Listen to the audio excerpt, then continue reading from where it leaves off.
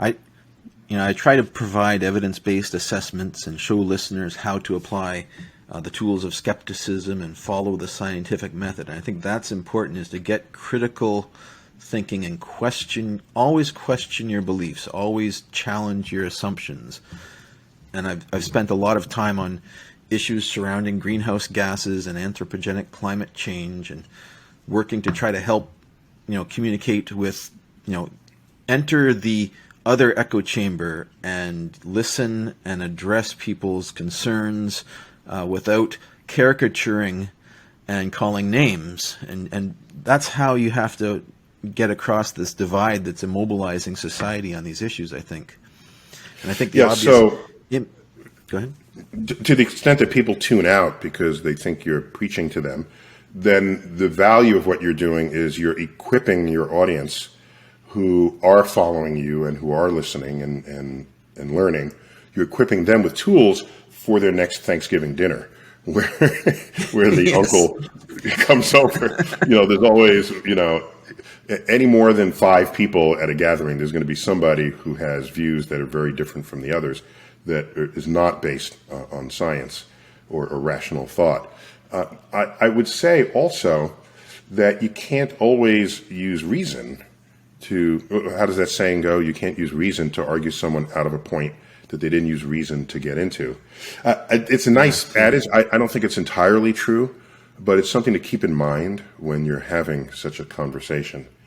And I think many of our decisions are not rational, and rationality is how we rationalize our emotional attachment to an issue.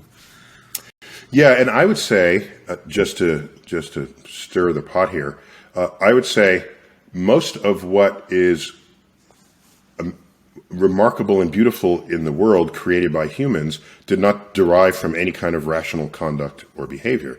Like the greatest of our art, you're not saying, well, that was done rationally. That's not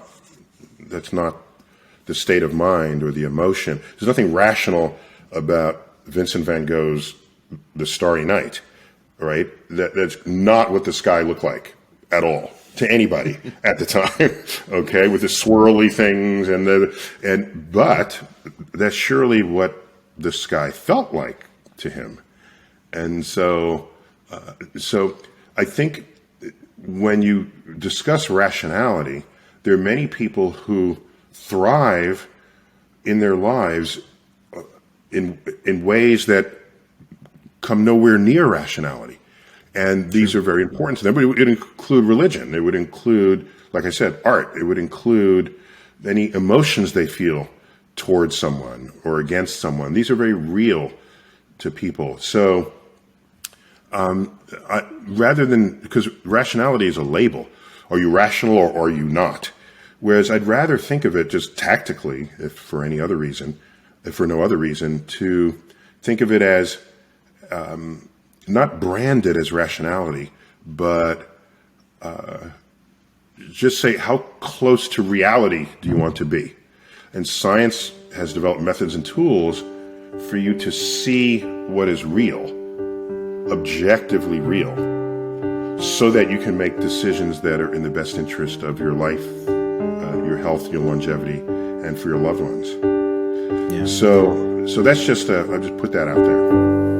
The Rational View is a weekly series hosted by me, Dr. Alan Scott, providing a rational, evidence-based perspective on important societal issues.